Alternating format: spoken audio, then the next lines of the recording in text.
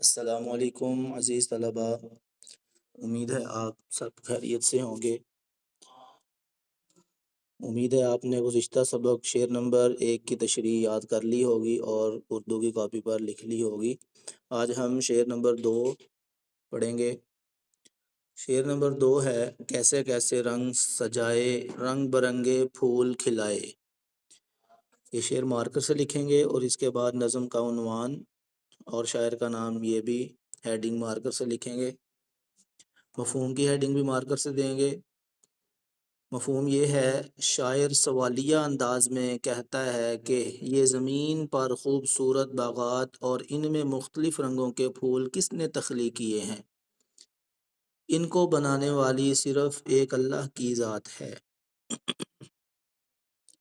اس کے بعد اسی طرح تشریح کی ہیڈنگ دیں گے اور پھر تشریح پین سے لکھیں گے۔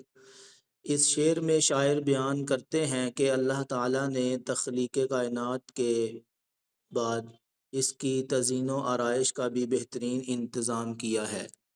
زمین پر خوبصورت باغات اگائے گئے جن سے زمین کا حسن دوبالا ہو گیا ہے۔ باغات میں مختلف اقسام کے درخت اور پودے ہوتے ہیں۔ ان درختوں اور پودوں پر مختلف اقسام کے پھل لگتے ہیں اور پھول کھلتے ہیں۔ یہ اللہ کی قدرت ہے کہ ہر پھول اپنی منفرد خوشبو اور ہر پھل اپنا ذائقہ رکھتا ہے، حالانکہ سب کو ایک ہی پانی سے سیراب کیا جاتا ہے۔ باغات کے دل فریب منظر کو دیکھ کر انسان کا دل خوش ہو جاتا ہے۔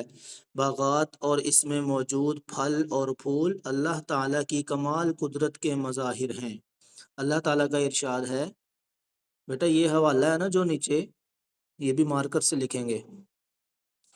کون ذات ہے جس نے آسمان اور زمین کو پیدا کیا اور تمہارے لیے آسمان سے پانی نازل کیا اور اس سے پر رونق باغات بنائے۔